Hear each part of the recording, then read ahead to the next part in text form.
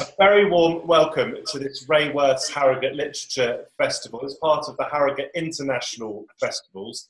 It's very generously sponsored by a local solicitors firm, Rayworth's LLP Solicitors, and we're particularly grateful to them this year of all years for obvious reasons. We're grateful to you as well for turning up and watching this. If you do feel like donating to the festival, you can go to their website. My name is Matt Sladden. I'm a broadcaster, I'm a producer, I'm a writer, I'm even a nature photographer as well. And I'm more than excited to introduce to you a man who very rarely for me has actually interviewed me more times than I've interviewed him. Jeremy, I think this is the second time I've interviewed you, but you've interviewed me, can you believe it, 4 times? And what I love is we've done so many different subjects. So, and I don't even know if we could sort of connect them together. I know we talked about anxiety once, we talked about birds. We've probably talked about photography, and I definitely have talked to you about poetry and the joy of that Lady of Shalott poem. So you're a man of many, what is the phrase? You've got many arrows in your quiver. Well, thank you, Jeremy. As have you, of course. We have to be careful that this doesn't deteriorate into a mutual admiration. No, you could, no, exactly, yeah, we must stop. But the real reason we're here, actually, is because you've written another book, and it's called The Diver and the Lover, and it's set in early 1950s Spain. So that's Franco's Spain, and it's about love, it's about obsession, it's almost about the art of obsession, and it hangs on a picture that you particularly love in Glasgow, doesn't it? It does. Now it's a love story fundamentally. So that part of it I would always lead off on. It's about 2 sisters, very different mums, same father, arrive in Spain from Hull. They're traveling, it turns out, because the oldest sister, Meredith, has been deeply traumatized by events in her childhood and has been in a, as it would have been called, a lunatic asylum. And her younger, very exuberant, very feisty sister, Ginny, who's only 18, is sort of trying to get her better. And they're drawn through Meredith's love of surreal art, because as the person who was insane, the only thing she understands is the art of the surreal, which of course sane people can't understand, the thought goes. And she takes them both, she leads them both to Cadaqués in Spain, which is where Dali, Salvador Dali, was hanging out at that time. But I suppose what I'm driving towards is the painting of a particular picture, which you mentioned, which I have become a bit obsessed with. It hangs in the Kelvingrove. Do you know the one I'm talking about? I do. I looked it up before doing this, and it's spectacular. It's a religious painting, and Dali, I think, had someone posing for him by hanging off something. Correct. So when the first time I saw it, and I'm not a big arty painting person, but basically I was doing Eggheads.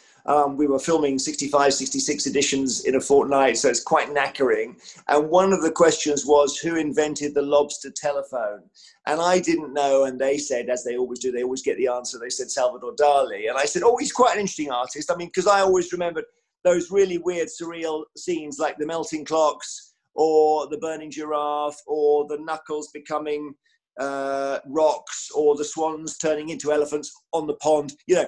And they said, oh no, but this really famous painting round the corner from our studio here in Glasgow, they said, is called Christ of St. John of the Cross, and you should go and see it. So on this very precious day off in our crazy filming schedule, I did go to the gallery, the Kelvingrove, which I love, by the way. I've seen it, I think, now 15, 20 times since then.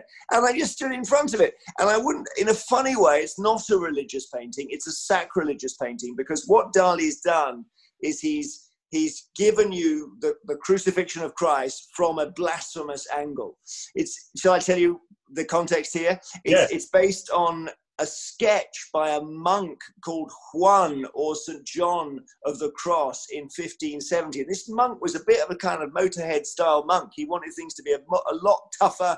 He wanted people to go shoeless, discalced was the word. He wanted them to go fasting, etc. He got, in the end, into trouble because he did this tiny sketch, no bigger than a Post-it note, of Jesus on the cross from above. And at that time, 1570, you were not allowed to have the same view of Christ that God did. So Dali takes that picture of St. John on the cross and he turns it into the Christ of St. John on the cross, and he paints this scene.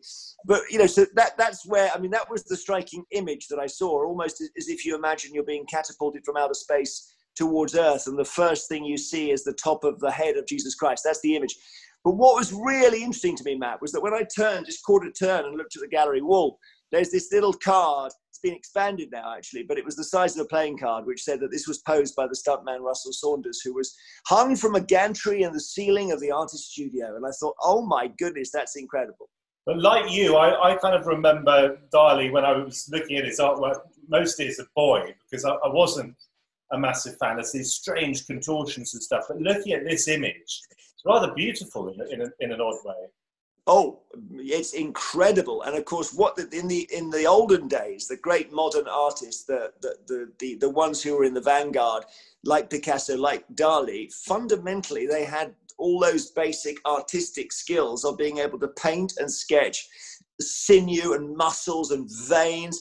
And yeah, I mean, if you look at the painting and you just take it as you find it, you notice a number of strange things. There are no nails in the hands or the feet. Obviously, the angle we've mentioned is extremely strange. It's got a harrowing perspective where Christ's head and shoulders are enormous, and then the cross then points down towards the earth, which seems to be, you're almost on the edge of space when you're looking at it. There's a blank piece of paper at the top where the inscription King of the Jews was, so that's not there. The funny thing as well is he's got a very modern hairstyle, which was the artist's hair. Now, in my obsession, sorry, the stuntman's hair, in my slight obsession with the guy who posed it, who was famous without being known. That was the interesting thing about celebrity back in the day. If you're a Hollywood stuntman, your name and your face might be known, but no one knew much about what made him tick. He never had married or had kids. He doesn't have many relatives around. So I began looking into this guy, and I found a picture of him doing a handstand on Muscle Beach in the 1930s with exactly the sort of body shape that you have in that painting.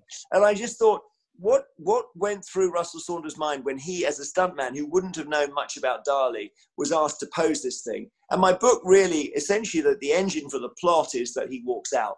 And he walks out, and Dali needs to find another person, a replacement. And he goes for a very muscular young waiter. That's the diver in the title of the book, in a local hotel. And my heroine is in love with the diver, and that's why it's the diver and the lover. And you know something very bad is going to happen on that cross. It's refreshing, and I'm going to be very careful not to be overly sycophantic, but it is perhaps a little unusual for a man so embedded in current affairs as you are to have such a hinterland. Oh, I don't know. I don't know about that, because I've always felt when I've been, and maybe it's because I joined the BBC in 1987, or was it 1887? So, so long ago. I mean, literally, the people in reception wore peak caps on the day I went in. We didn't have 24-hour news. We didn't have the internet. We had manual typewriters, etc. And so I feel that the people around me and the people I saw who were on the road, the reporters and the people I suppose the people I wanted to be, were all where they were because they were three-dimensional. And it's only recently we've ended up with people who are on television because they don't have a third dimension. They exist in two dimensions in real life as well. So that's very kind of you to say that. I mean, I think in the end, for me, life's about words. I'm a word-based person. I don't understand Instagram. I don't understand how you communicate just by sending people photos of things. So I always want to write. This isn't true, Joe. I've sat in your Radio 2 studio with you promoting my bird book, which, by the way, is just over there, over my shoulder. Excellent, and I love it. Like, videoing away, I think almost as we were live. You were doing some sort of live streaming on Twitter. So you know all about the visuals, and you've been a man who's been embedded in TV as well as radio. That's true. No, I'm happy with the medium. It's just that I can't understand the Instagram thing is you simply communicate only with a picture. That threw me. And I think fundamentally some of us are words based. I'll give you an example. My favorite artist is Elvis Costello, and that has to be because of the incredible power of his words. I was listening to his second album the other day. There's a song on it called Little Triggers, and it goes, little triggers that you pull with your tongue. And then I read Middlemarch, and there's the phrase again, little triggers that you pull with your tongue. And I thought, oh my goodness, this guy who was pretending to be a punk in 1977 was actually lifting lines from, what was it, George Eliot? Isn't that incredible? I've got to ask you a little bit about your music. I mean, there's so many different jumping off points, and I'm already skipping over questions that I want to ask you, so I'll try to come back to them. But I'm not so familiar with Elvis Costello. I remember I was interviewing a lot at the Salisbury International Arts Festival a few years ago, and he was headlining there. And I wasn't blown away by him, but you're not always blown away by the greats in performance. I remember going to Dylan back in the early 2000s, and he just played his new music at the time. And I wasn't very excited about it, but I interviewed someone just the other day who was a Dylan expert, a professor from Berkeley in the States, and he just brought the music alive for me again. And it reminded me how much I love Bob Dylan, but not quite as much as Paul Simon and Leonard Cohen. Apart from Costello, who do you really love? Well, I mean, the key, it's like asking when were you 17, isn't it? So you go to 1982 and you ask what's around. I was a little bit precocious as a music lover when I was a teenager, so I got into really good stuff really early. And I know it's good now because the key band I was into, Joy Division, are now recognized as one of the greatest bands of all time, no question. They only put out 2 albums, and then very sadly, the lead singer took his own life. So I would say Joy Division, New Order for that doomy, gloomy thing. And then I'd go, obviously, Smiths, because the Smiths were in power in the 3 years that I was at university. So you had that incredible bedsit angst was their whole thing of, here's the guy. The very first term I was at Durham University, somebody gave me a ticket to see the Smiths. I hadn't even heard of them. And Morrissey came on the stage on 1 foot with some flowers in his back pocket and a hearing aid in and National Health glasses. And I just was blown away. That was incredible. But yeah, I mean, clearly Dylan is amazing. And David Letterman famously said to his son the other day, because he told this story, he said, you don't have to remember me, but I want you to remember that Bob Dylan was the greatest songwriter who ever lived. And I sort of buy that, but I think with Dylan, you had to be there. I know Van Morrison is at that level, and I can't quite get it, and I want to, and I've tried, and I love him, don't get me wrong, but I know he's at a really spiritual level. But I think, where are we with that? Where am I now? What am I listening to? I mean, I love it all. What I don't like is the real pop pap, I think, and the stuff that is only just there to go up the charts. You yourself, Jeremy, were in a band with your brother, Tim, the great one-liner, the great man of the one-liners, brilliant comedian, someone I've interviewed and liked enormously myself. But you and he were in a band together when you were much, much younger. And it was described, correct me if I'm wrong, by Smash Hits magazine as the most unfashionable punk band in the country. Well, I think it was even worse. I think it was the most unfashionable punk band in Cheam, which is even worse. But yeah, we had, actually, do you know what? It was a very interesting insight into how news works, because we'd all been in bands. Tim was a great writer of songs and played guitar. I played the drums. My friend Simon Williams played guitar, and we wanted to be the Jam, and we wanted to be the Police, and we would play and practice for hours, and we could get nowhere. And then we just thought, okay, let's just do something that's exactly the reverse of everything. So we're not going to be cool and grumpy. We're going to be really friendly, and it's so great, and we're wearing university sweatshirts without realizing how stupid and how uncool, and wearing very, very flared trousers in an era of drain pipes. And it was just instant. We were in the papers, we were in the Sun newspaper, we were on Radio 1, we were in Smash Hits. It didn't make any sense. And you just realize that that's the classic news narrative, isn't it? That it is man bites dog. It was the reverse. But, of course, it goes nowhere. That's the trouble. So there's no quality there. So, but it was very funny. And yeah, it was our band, and we did a few gigs. We couldn't really play, but my brother wrote quite good songs. But there were only 3 of us. And yeah, it didn't really end well, if I'm honest. It wasn't gay. Was it your dream, though? I mean, was it a serious... Oh, yeah, of course. I mean, I don't think anybody...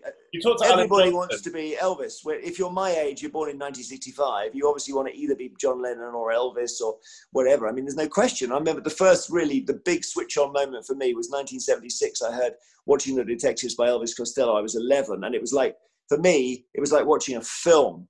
She's filing her nails while they're dragging the lake. What a line. And I just thought, this is incredible. So you want to kind of model that. And I think the way you model, I look at Robin Day and I want to be Robin Day or David Dimbleby or whatever. That's how we get inspired. Kenny Everett's an example. So, yes, of course, we all want to be Elvis. That's very interesting you say about modeling on other people, because there are those who say you absolutely have to be yourself. You can't, I'm not suggesting for a second you do, but you can't lie in terms of who you are if you're a really good presenter. You will always start by I think kind of trying to create yourself out of somebody else. To give you an example, probably the greatest reporter, although remind me never to say this to Michael Burke again, was Martin Bell, the BBC, right? And he had a particular staccato style, they say there are no straight paths to peace. That was his stuff. The wake-up call came from the barrel of a gun. So when I started as a news trainee in 1987, and I went to Belfast, and the very first television piece I had to do was something about a school protest, my first line was, they came with banners and marched down the school drive. And I literally delivered it like that. And then over time, you maybe hopefully find your own voice. But then somebody said to me, God, in the 80s, in the BBC, on the 90s, all the trainees wanted to be Paxman. And they would all sit around and say, why are you telling us this? You know. And so I suppose that's the way it goes. And of course, now we see the danger of this modeling thing, because what happens is that I had a model, I had Robin Day, right? And then the next one's had Paxman. But if you're a young working class BAME teenager, you don't have a model there. So you can't see a way there. And I think it blocks off the road for people, actually.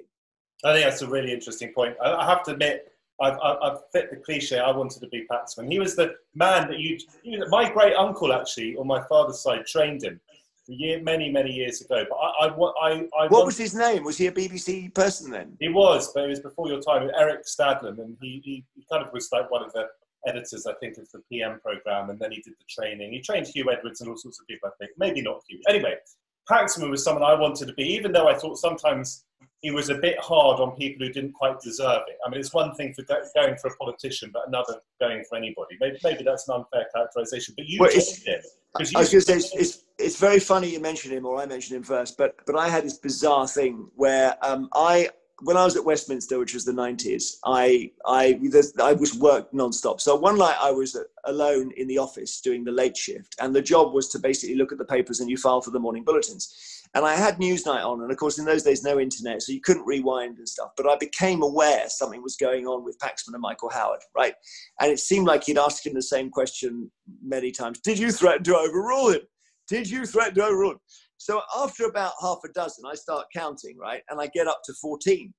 And I got no other stories. So I file this into the system, and then it blows up on the morning bulletin, you know, that Michael Howard was asked the same question 14 times by Jeremy Paxman. And there was a guy involved called Derek Lewis, and it was all a bit technical. But basically the whole thing went completely mad. And I watched this, and then of course all the papers reported it. Lewis was the chief inspector of prisons, wasn't he, at the time? Derek Lewis, yeah, correct. And the question was he in operational control, or was Michael Howard? And if Michael Howard threatened to overrule him, that meant Michael Howard was in charge. So it was a really good question. That's the thing. No one ever remembers the question, why the question was asked. But anyway, I saw this story about Jeremy Paxman asked the same question 14 times, go everywhere, right? So I assumed, as you would, that because it's now, as Paxman said to me once, that's what's on my tombstone, I assumed that someone else had counted it. But it turned out that only I had counted it. And now when you think about it, it makes perfect sense. Why would anyone else bother, right? I had to interview Paxman a couple of years ago for the Appledore Book Festival. And so I read his book, and this passage comes up. Now, at this time, we've never had a conversation about it. And in fact, I've almost forgotten myself that it was me who filed it. And it says, it then appeared on the news that I asked Michael Howard the same question 14 times. I came into the office the next day, and I played the tape back. So he obviously got the video out. And it wasn't 14, it was 11. But why would I ever expect a correction from my own organisation? So there was something he was a bit disgruntled. So it was your fault. Yeah, so in the interview, I say to him, and then you said it wasn't even 14. You said, this will be on my gravestone no matter what I do in my life, he says. And it wasn't even 14. So he's obviously cross about it. So I say, gosh, that's terrible. Some reporter got it wrong. And he said, there's no use looking so pleased with yourself. I know it was you. So I thought, oh, this is brilliant. You had stood in for him over the summers, hadn't you, for a couple of years before you then became a fully fledged Newsnight presenter yourself. I want to come to Newsnight first, but we're jumping around. I want to go back a little bit earlier. So you were born or brought up in Epsom in Surrey. Yeah. You had a sister and you had your brother Tim, as we've already mentioned. You went to Durham University. You got yourself a 2-2.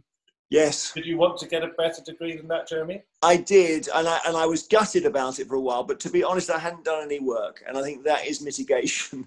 What did you study? Well, I can't even remember. I think technically it was English literature, but basically I spent my whole time working on the student newspaper and sort of wheeler dealing a bit. So I realised early on that I had to get involved in the local radio station. I went to BBC Radio Newcastle, and I couldn't get arrested there. You know, I mean, there was literally, I couldn't get into reception. Then I went to Metro Radio, which was the commercial one, and a lovely guy called Giles Squire, who bizarrely wrote the song Step Right Back, or You got to step right back to where you started from. He wrote that, irrelevant. Anyway, he was on the station and he said, yeah, funny enough, once a week we do need someone to do the overnights. So I ended up doing 2 till 5 in the morning, but of course then I was knackered the next day. So I was clear even then that there's priorities thing, and I've got to decide, am I going to be serious about putting some stuff on my CV for media, or am I going to try and get a better degree? And I made I guess the wrong choice, because now I'm being reminded about my tutu. You edited the student newspaper there, didn't you? And as well as that, that's words, or largely words, photos too, of course. But I think I'm right in saying that you were part of a comedy sketch show as well. And yes, there are lots of words in what you do, but you're a performer as well. I mean, you wouldn't have taken over the swingometer from Peter Snow otherwise. Well, that's true. Peter Snow is my broadcast hero because he has two things. The two qualities you need in broadcasting, I think, are enthusiasm and expertise. And it's very rare to get them together.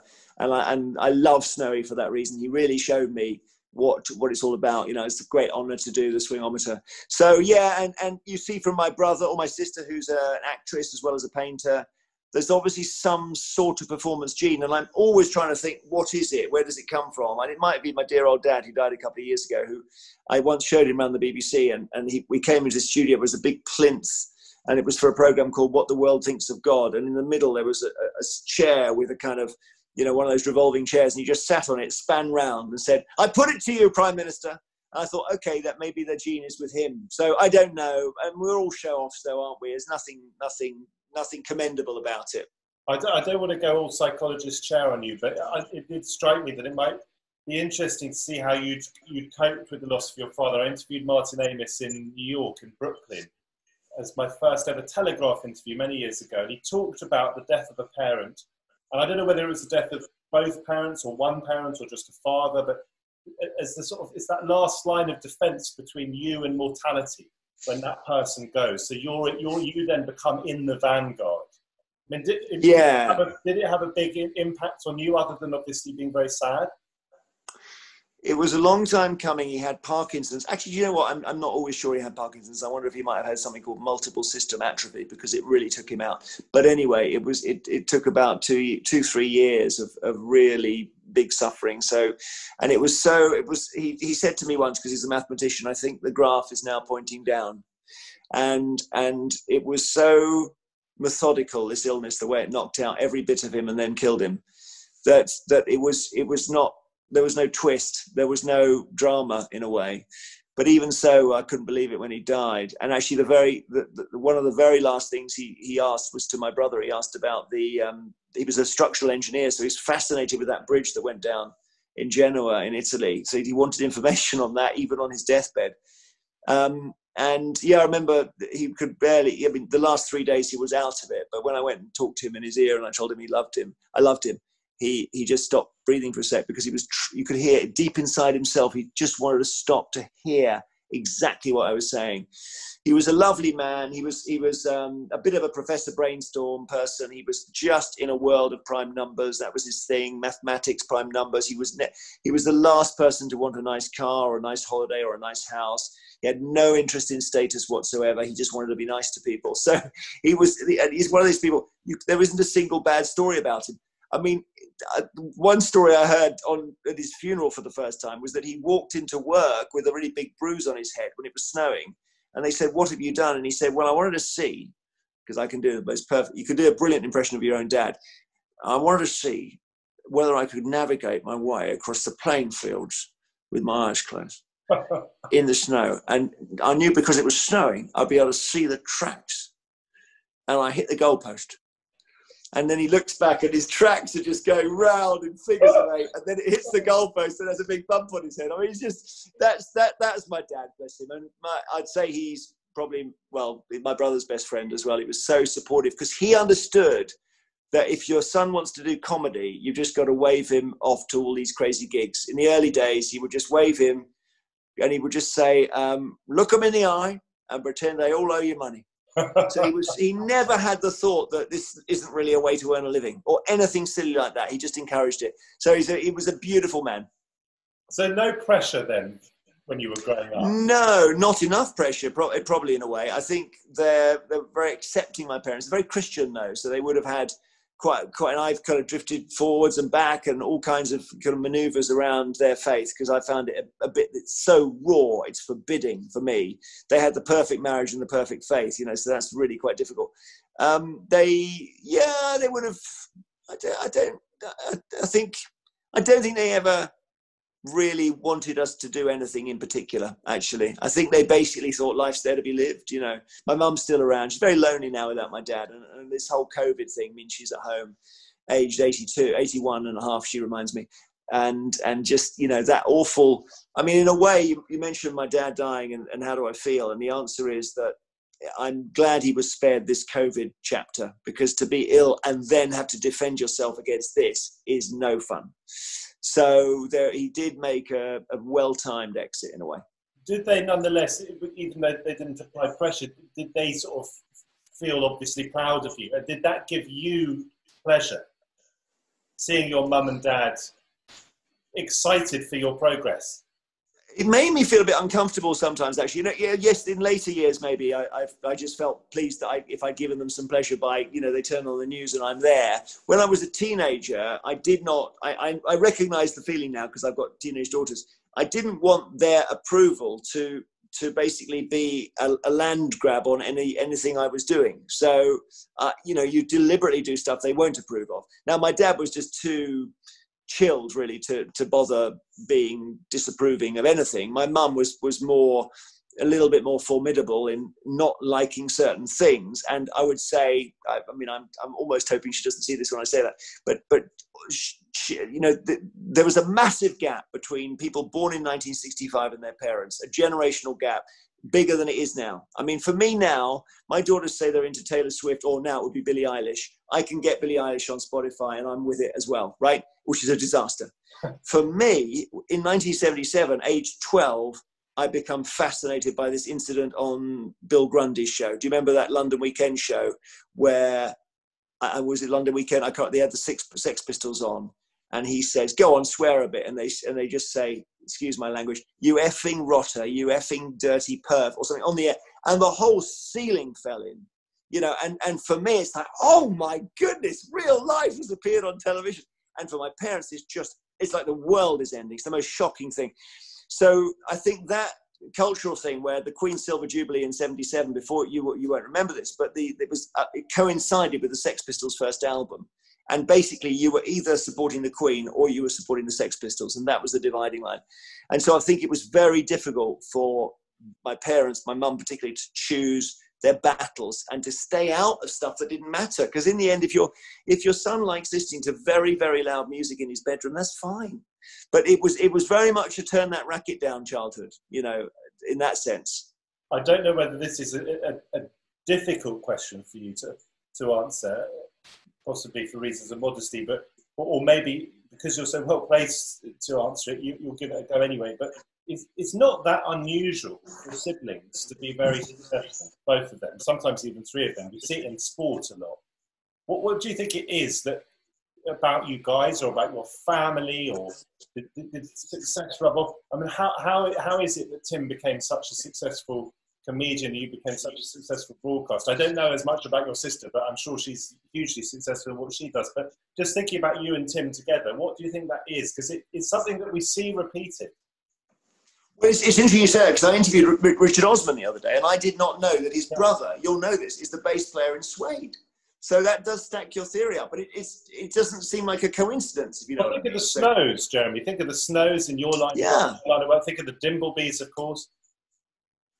Yeah, the Dimblebys is probably different because I think that's more of a heritage thing. But I think we're both obviously same genetic material. So let's say the three kids are show-offs, and then we happen to be in a world where showing off suddenly is something you can make a living by. I don't know. I honestly, I really have no idea. But it's certainly not talent, that's for sure. It's with the BBC. It's basically if you can hear an alarm clock, you've got a chance. You know. Connected question. Are you competitive as a person?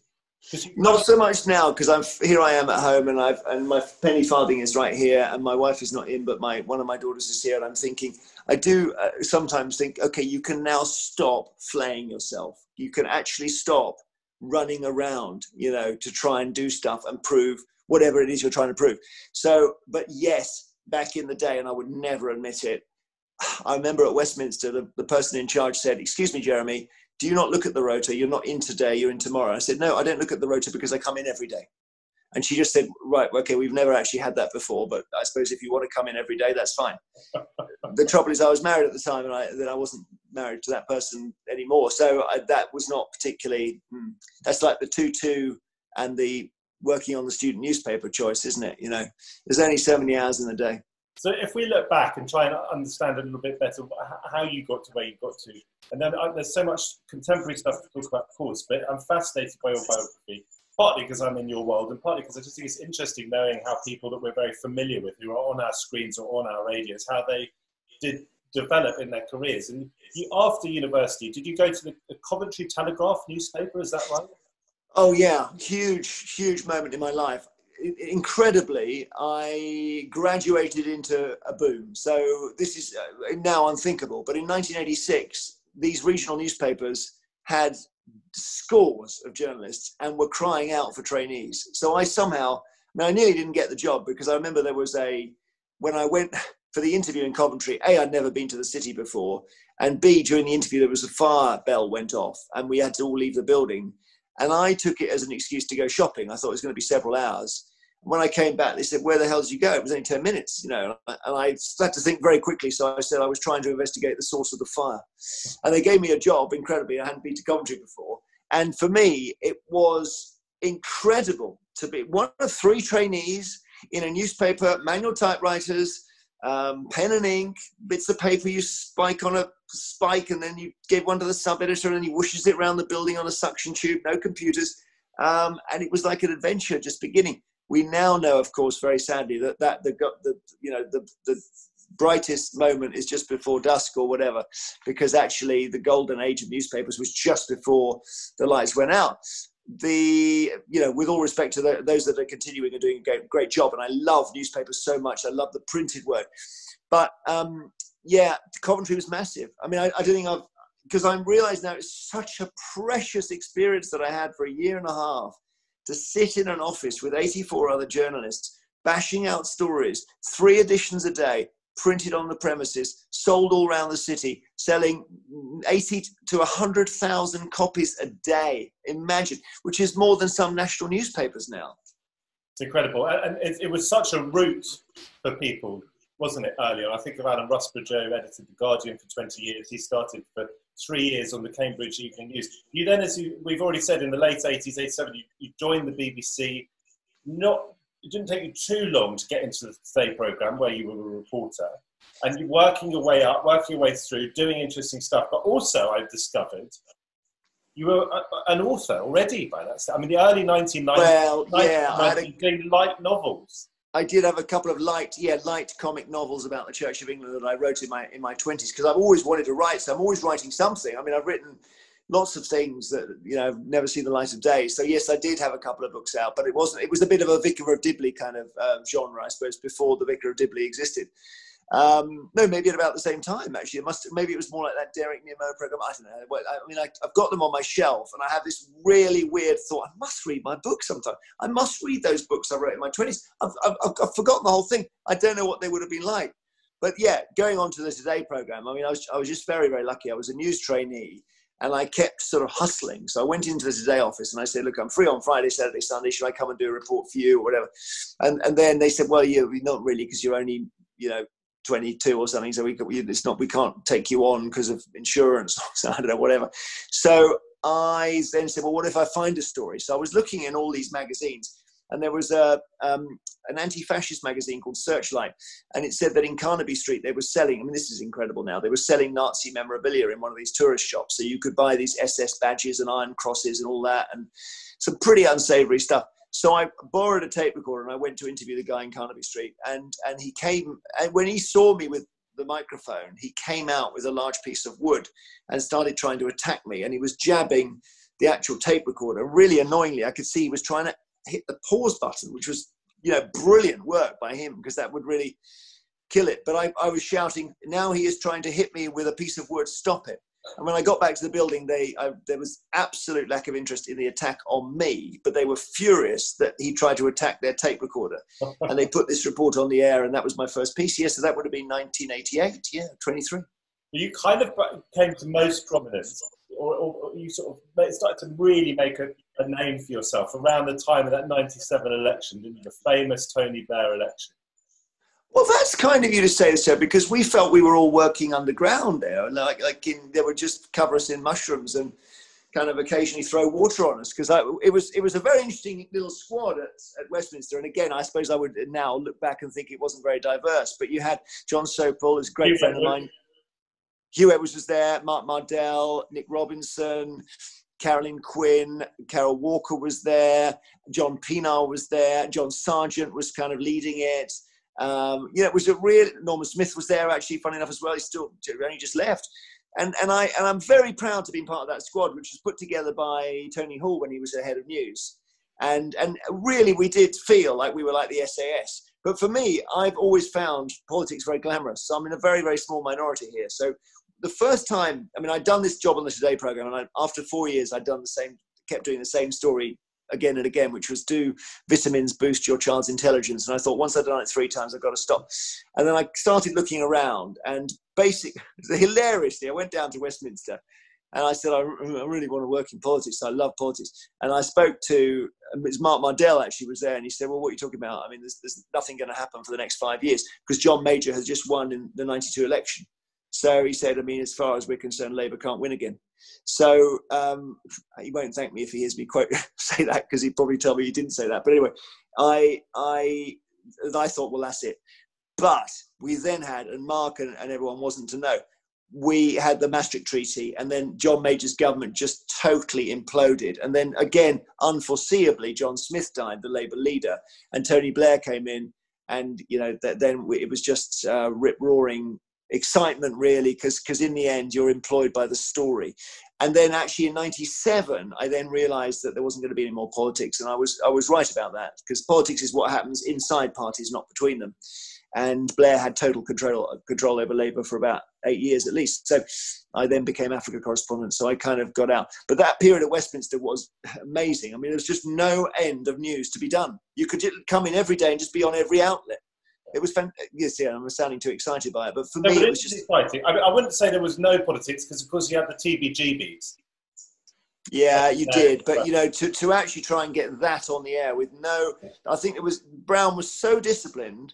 He only really revealed how angry he was once in a Breakfast News interview with Dermot Murnaghan, where he said something about, well, if I'm not on the National Executive, I'll have to change my child's nappies.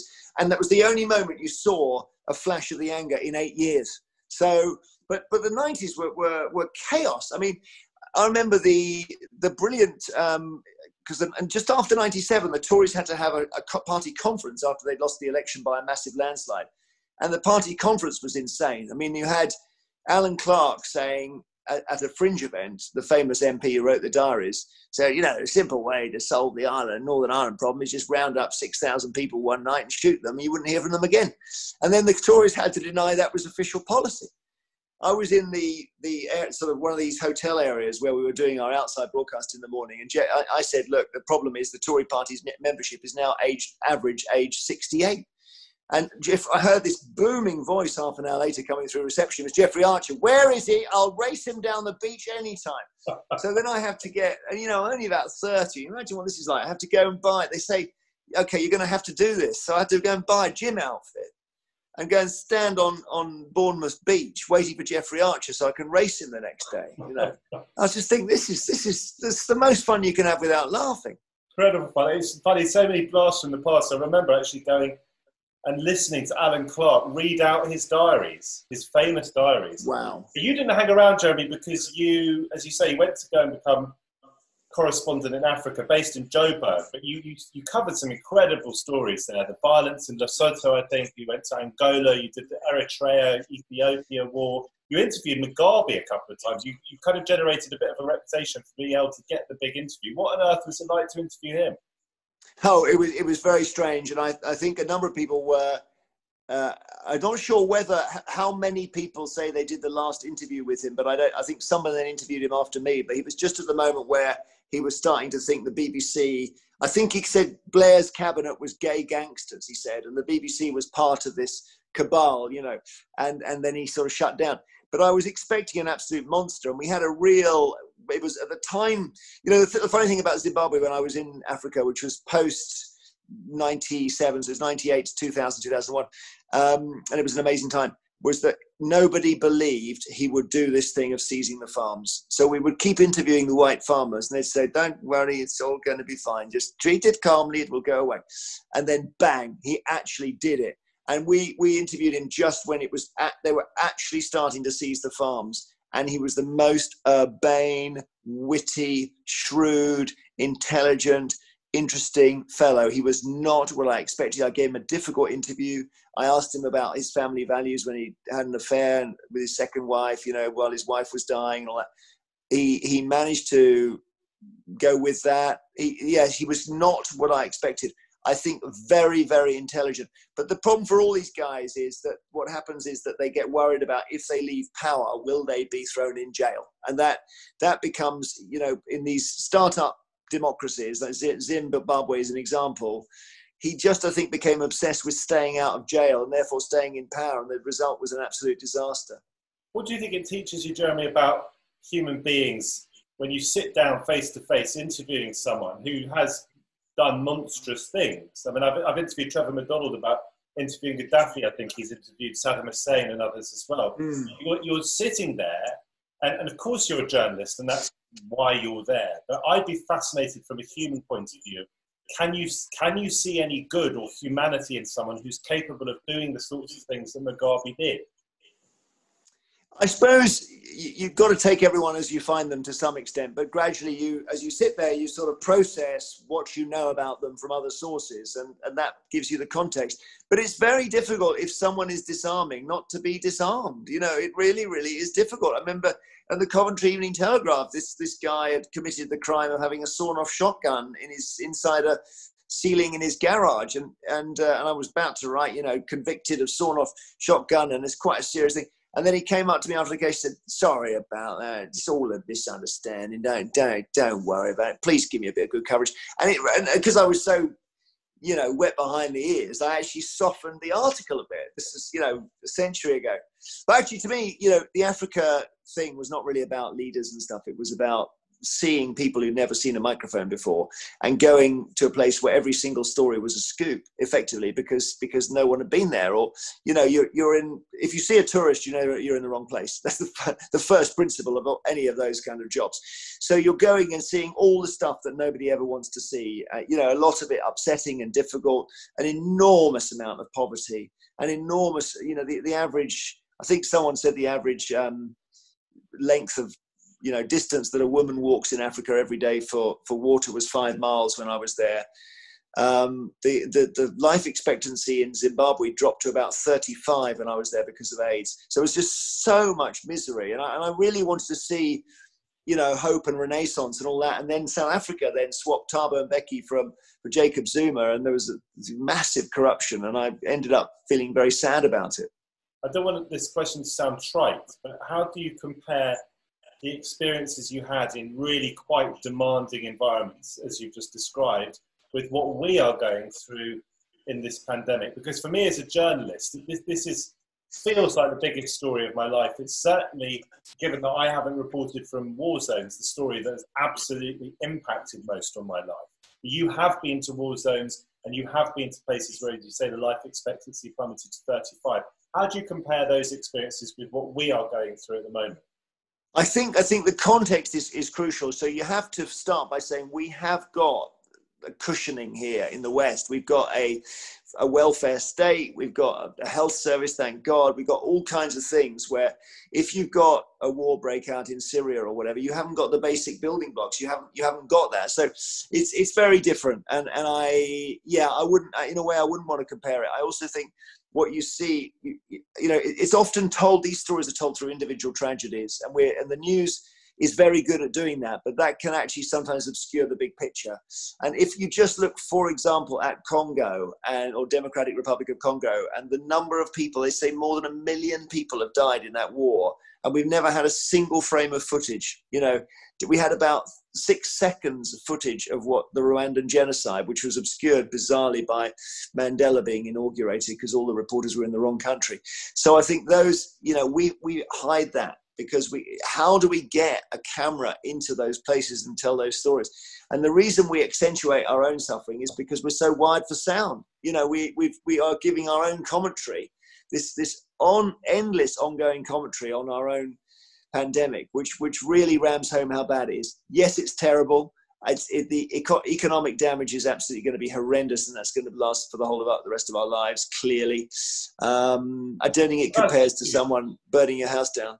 No, of course not. But the mental health implications for people, the implications of losing your job, what that does to your life, to the lives of your loved ones for whom you're trying to put food on the table. You're absolutely right. Of course, we've got a cushion, and we don't want to compare it. And also, we have to remember that there are countries in the world at the moment who are going through the pandemic who don't have a cushion for the pandemic itself. But, I mean, you say that we're going to be paying for this for the rest of our lives. I mean, we could be, and we're recording this late September, so things are unlikely to have changed much by the time this goes out in the festival. But, I mean, the impact, the economic impact that has yet fully to hit could be just crushing. I mean, already friends are telling me that they're losing their jobs. Oh, yeah. Yeah. Well, of course, because we have a society which, it turns out, is dependent on gatherings. Look at our event here. You know, gatherings employ people. Gatherings are how we do stuff. This working from home thing's fine, but, you know, in the end, we do like to be in a big room. I mean, I do some after dinner speeches and stuff like that. So I've kept working through the crisis. I'm not complaining, but I see that end of things going. And I think of all the people I meet when I do them, whether it's the sound person or the woman who does the auto cue or, you know, the producers or the people who put on the event. Oh, yeah, so many, exactly. And just nothing to do. And I think, you know, if we're going to reconstruct our society to be pandemic proof, we're going to have to, how's it going to work? You're never going to be able to book a wedding again, you know, because you will not know if it's going to be wiped out. You're going to have all kinds of new insurances. I don't know. There's a part of me that thinks we should just basically try and walk through the fire, actually, but then the gatherings are knocked out anyway because people are so worried. You know, if Cheltenham put on a racing festival now, regardless of what the rules were, no one would go. So it wouldn't make them any money because people are so worried. So I don't know what the answer is. I just, like you, I think it's the biggest story since World War II. It's a particularly tricky customer, this virus, because it spreads itself by virtue of most people not really being bothered about it. If you look at the statistics, 88% of people who've died in the UK are over the age of 65, and of the remaining 12%, 11% are over 45. So if you're under 45, you're fine. I've said to my kids, this is great for you. You're in a disaster movie where you can't die. So you just got to watch all the adults panicking. It's absolutely fantastic. So I'm trying to counsel them to not worry about it.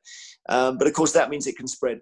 So it's a really vexing one, you know. But I would actually, as a rider, I would say, I don't know where you were in 1985, when you might not have been born then. No, you were born. But 85 was the AIDS crisis. That was bloody serious, lest we forget. Because I just read a book actually called "And the Band Played On" by Randy Schultz, who's a journalist who died from it, but who did all the reporting of it in San Francisco. And by the time anybody took an interest, or the virologists started to look at it, and they started testing, they were about 10 years into it. And they realized that they had probably 1 million cases and no cure, and all of them were going to die. And I think the AIDS pandemic killed about 30 million. So I actually think that's worse, actually. I think it didn't bring our society to a halt because it was zeroed in so particularly on different groups, but that was brutal and incurable. Everyone who gets it dies, and you don't know who's got it. I mean, that was very, very, very bad. And both of the diseases are so pernicious because one can kill you through the act of making love, and the other can kill you through the act of breathing, the very act that keeps us alive. Just want to ask you, I should put a rider to what you said, and you may disagree, and a caveat, but that it's not as simple as saying that, you're fine if you're young, because this long-term COVID thing, this long-haul COVID that we've been hearing about, sounds pretty grim for those who get it. Yes, that's true. But how many people have long-term COVID? Because, of course, again, we're dealing with the media picking 2 or 3 people who've got it. Just as the media have chosen 2 cases of people who've had it twice. But I don't know how many. Number, but I mean, I'm not an expert. I don't know. I mean, I agree with you. Long COVID, as it's called, it doesn't sound good. And I don't. As time goes on, I must say I don't particularly want to get it. And my editor at Radio 2 got it, and he was off work for 6 weeks. Now he is 62 years old, but it did properly knock him for 6. So it's worse than the flu, and it's very nasty if you're over 70. There's no question. I want to ask you more positively about how you've managed in the pandemic, because you're still doing your Radio 2 show, you're still doing your Channel 5 show. I mean, that in itself is extraordinary, because you come off air at around 11-ish or whatever, because I think you pre-recorded a little bit of it, and then you presumably cycling like crazy, and you're off to Radio 2 where you're on air at noon for 2 hours, and this is 5 days a week. There's no mucking around with a 3-day week or a 4-day week. Yeah, well, the only stressful thing for a broadcaster is not broadcasting. So it's fine with me. I love it. In fact, in some ways, the 2 shows work brilliantly off each other. By the time I come into Radio 2, I've had a really good session on Channel 5 where we've got to cross everything, and I sort of know where the heat is on the stories. They've got very much the same genetic material. I think if you listen to me on Radio 2 and you watch me on Channel 5, you'll see it's the same person. It's not a different kind of performance for both. I just feel very lucky to be working in the middle of this. I think it's always a bit strange that journalists are described as key workers, but because I know there are key workers who are far more key than we are. But in the end, particularly on Channel 5, we managed to keep a show going out every single day in the depths of lockdown when we couldn't even have anyone in the studio. So they were all on screens, and that connection that we've got now is fine if it's 2 of us, but if it's 4 and they're trying to argue and they can't hear each other, it's really beastly for a host. But yeah, I know. I mean, so here I am at 55, and I hop on a bike as I did today, and I cycle between Channel 5 and Radio 2, and it's great, and I love it. And what's the problem? I found as a guest on your show, actually on Channel 5, doing it from home, that it's harder to strike up a rapport with the other guest, or to know when you're supposed to come back in or argue or do the opposite, just because you're not. I mean, you people get it. It's not quite the same thing. Just on this thing of being busy, Jeremy. Why is it that so often successful people are able to fit in so much? Like I think of Ian Dale, for example, former fellow presenter of mine at LBC. He's still there, and I mean, he just doesn't seem to stop. And nor do you. How do you find time to write a book like the one we started this conversation talking about?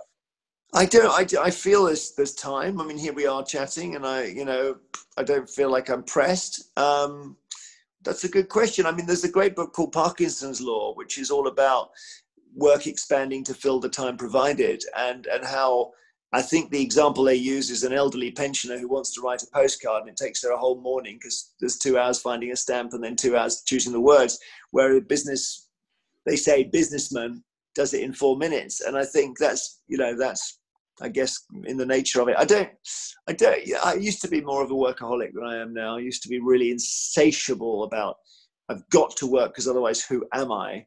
Now I'm feeling a little bit more that I'm okay. I sort of know who I am. And yeah, when I meet my friends in the BBC, the presenters that I've grown up with, and all my friends are now kind of famous presenters, and it's a strange thing. And we do have that conversation of this will end, and it could end badly. And when it does, we need to go out to a restaurant and have a bottle of wine and just laugh, because whatever happens, we mustn't regret a day. When you say must end, do you mean your careers? Oh, yeah, for sure. Well, I mean, look, sometimes things the surface tension on a public career now is so high. You look at some of the ways that people have been cancelled and everything. And it just don't tweet while drunk is the basic rule, I think. Just quickly on the Newsnight thing, because there's a sort of final piece of the jigsaw really in terms of your ascent in the broadcast world. And the question for me is, why did you leave Newsnight? I think I know the answer because I've sat in your BBC 2 studio, Radio 2 studio, and seen the enormous amount of fun you were having. But I remember when you left in, I think, 2003, I remember feeling, and others felt as well, why is he leaving the best job in journalism? And it just felt like It felt very odd to me, and now it starts to make sense. But what was going through your mind at the time? Because you'd only been there for 3-4 years or so. And I was sitting there in the background as a 23-year-old, wanting one day, as I said, to be Paxman, thinking, what's this man doing? I know, but when young people say, you know, what's your career advice? I always give them two conflicting pieces of advice. I always say, be very single-minded about what you want to do, and be very, very flexible. And I think you do have to constantly slightly control, alt, delete on what you think you wanted to do. So for me, yes, Newsnight was a great show in the 80s and so on, and it was the pinnacle. Now it's still a great show, but there are 100 other great shows. And I think what I really want to do and be able to do is to take news stories and talk about them to the people, the audiences in the BBC who are not served by Radio 3 and not served by Melvyn Bragg or Newsnight or all the, you know, we know they get a lot, those people. They pay 157 quid a year and they get £600 worth of programmes. But actually it's people who live on council estates, if I can, you know, use shorthand, or people who are underserved, who don't maybe watch the news. They're the ones I really want to talk about the news with, because I think that's where all the excitement is now. And I think so I now feel really glad that I made that decision. But it would have seemed strange unless you'd been me. And maybe I wouldn't have left if my name hadn't been Jeremy. But remember at the time, you know, Paxton was the god and I was the other Jeremy. And it was a really awkward position. And the BBC is a very odd place. I mean, I was simply walking past Radio 2 and the Shepherd's Crook came out and they pulled me in. Jimmy Young, bless him, was leaving, aged 83. He had, I think, thought that the managers only did heating and lighting. So he was absolutely shocked when one of them said, that's it, you're finished, because he thought you haven't even got the power to do that. So it was all very ugly. And I sort of fell into that chair. And the answer to your question is basically, I love it. I love it. And on Newsnight, you can't play Kate Bush. Can you just describe to us then how much fun you have in that Radio 2 studio, why you love it so much, and do you, like me, and I've worked as a presenter in telly and also in radio, do you prefer radio as a medium? Because I love television, when I made my own documentaries, I love the creativity of the visual side of it. And I did miss that, that's why I went into photography and did all that on the side. But as a medium, broadcasting on LBC for those 4 years, just recently stopped to get my sleep back. I mean, there's almost nothing like it. Yeah, it's survived the internet avalanche. That's the first thing, radio. And amazingly that we call it the wireless, and actually wireless means something else now, but it's amazing that it survived that and got even stronger. It's great to be on a winning network. So I would say Radio 2 is probably winning more strongly than BBC 2, arguably. So that's one thing. The medium itself is beautifully crafted for conversation and personality, actually. I think let's say when Terry Wogan was alive, if someone said to you, you're having dinner with Terry Wogan tonight, you'd think you know exactly who's coming to dinner. If they say you're having dinner with Hugh Edwards, you're not sure, because the guy, you see him, you know exactly what he looks like, but you don't know who he is really.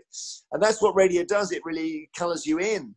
So there's that. And I suppose I feel TV is all about novelty. So TV is, you won't believe the new thing we've got. Look at this new program. Look at this new presenter. Radio is all about continuity. So the logic would tell you that you would have more chance of having a longer career in radio. And I suppose that matters as well. And also you grow up with your audience. You know, I've now got people who say they were listening to me when they were children. I'm thinking, what the hell are you saying? But then I realized I've been there, I think it might be 17 years. I've got some quick fire questions because we're running out of time. Yeah. But before I ask you the quick fire question, what sort of shape do you think the BBC is in at the moment? Because I know it's a difficult question for you to ask because you work for them, and you've got to be careful with expressing views anyway.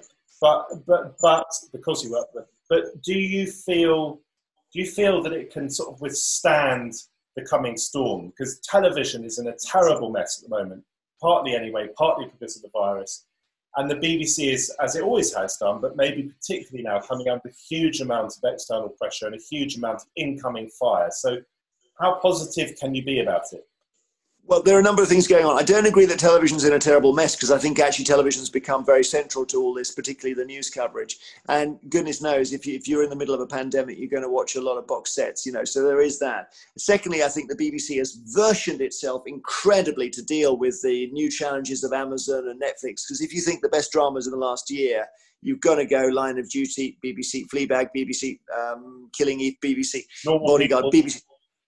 Yeah, isn't that amazing? I mean, I'm as an employee of the place, I'm seriously wondering how they've done it. It's extraordinary. I mean, every single one is BBC, and also we're local. We've got a UK postcode, you know. So that's all the positive side.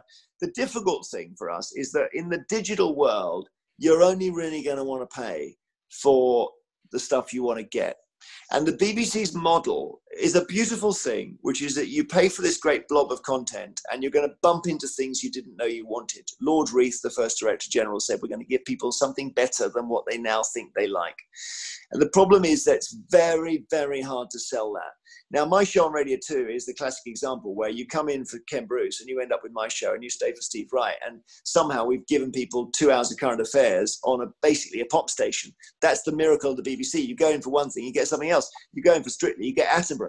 But it's just that digital is so tailored and so precise. People are used to the idea that they're going to have a menu and they're going to turn away stuff that they haven't ordered. And we've got to work out how we deal with that. And I don't know the answer. I mean, I think this is the first 100 years has gone well. Let's see about the next 100. So quick fire questions. Yeah. You're a multi-award winner. I mean, how many Sonys have you won until you? Really don't. No, but come on, hang on. Probably one. I don't know. No, I honestly I think you won Speech Broadcaster of the Year twice. I think you won Interview of the Year once, and that was for the interview with Gordon Brown ahead of that famous election when he called the lady a bigoted woman, and you played the clip to the poor man over the radio, and he had his head in his hands. Oh, I know. I know. Gosh, yeah, it was awful. Yeah. So I'm just looking for a quick couple of career highlights. Best interview you've ever done, apart from with me, and also just generally your best experience in broadcasting. Oh, I'm so bad at these. I know it's rubbish, but I want to get a sense of what makes you tick in that. What do you feel proud of? The best interviews are always ones with people who aren't famous. So in Africa, going to a place where Winnie Mandela was supposed to be speaking and ending up in a vegetable patch in Umtata, in the middle of nowhere, where a village chief called Nicholas was hoeing his vegetables. And I said, look, Winnie Mandela is here. Are you offended that you weren't told? And he said, I cannot be offended because nothing has happened. I thought that's a moment of almost cosmic truth. And then the best moment in my career, probably right at the very beginning when I was on the Coventry Evening Telegraph, and I had to go and interview some students dressed as bears who were at the local railway. This is day one at the local railway station, raising money for the local hospital, the Waldegrave. And I had a notepad full of stuff. I asked for their names, their ages, I think I asked their heights, what made them do it, the hospital name, where it was, how much they'd raised, how much they were hoping to. Anyway, I come back to the office and the deputy news editor, Jeff Grimmer, says, why were they dressed as bears? And I said, I don't know. And then he sent me back down to ask them. And they didn't know either. So that I've always thought, why were they dressed as bears is the key question, It's not very quick fire but is this because you're a storyteller? Would you say first and foremost you're a storyteller, or is that a bit banal and a bit cliche? What was the second question, the quick fire question? Let me try and do one word answer. What was it? Was it best moment? Yeah, best, but you don't have to you don't have to go back. I'm just saying, as part of a new quick fire question, do you feel that, are you a storyteller at heart? Is that how you identify? Yes. Yeah. And you wear your heart on your sleeve in many ways. Your energy, your enthusiasm. I mean, look at the shirt that you're wearing at the moment. But are there things about Jeremy that we don't know? Yeah, what don't we know? What don't we know? Yeah, I do love poetry. Poetry? Yeah. I could tell when you did those couple of lines from my celebrity version of The Lady of Shalott at the beginning of lockdown, you said it with you recited the lines with such relish, with such gusto. And I flew the web and floated wide. The mirror cracked from side to side. The curse has come upon me, cried the Lady of Shalott. Yeah, but I always remember the politician Willie Whitelaw saying that no politician should ever be seen with a book. So I think I'm always very wary about saying I like poetry, because I think it's quite a forbidding thing to say, but it makes me cry. It comes in so powerfully to me. I don't know what it is. Drums as well. We talked about your musical history, but you told me earlier in the pandemic as well that you were sort of taking up the drums again. Yeah, well, have a look. If I lift this, you might even see that at the background. Can you see that? Just beside my bed, I've actually got a drum kit there. and I've started learning to ride that bike as well. So yeah, I've been doing that's. I think that's instead of having a shed. That's my next. What I'd love to do is to have a shed, but I think at the moment a drum kit and a penny farthing are the two things. And are you a good dad? Oh, I wouldn't want to answer that. All I can say is I just listen to the kids, and they teach me stuff every day. I want to finish just by thanking you, but also saying, I mean, there's so much that we didn't cover. We could do that another time. But thanking you for your time, Jeremy. It's exciting, this book. It reminds me when I was about 8 years old and we were asked to do a creative piece of writing, write a short story. And the teacher said, think of the matchbox and then trace that match back to its origins in the Amazon rainforest. That's how you can tell a story. You can start from the particular and suddenly a world opens up. And that's kind of what you did with that Dali painting in Glasgow. I know that people will be excited to read this book because you have a fantastic way with words. It's the currency, as you say, that runs through all of your work. So I'm enormously grateful to you for joining us for this Harrogate Literature Festival event, Rayworth's Harrogate Literature Festival event. And I hope that you get to interview me again at some point in the future and make it. Thanks, Matt, so much. Thank you. Lovely to talk.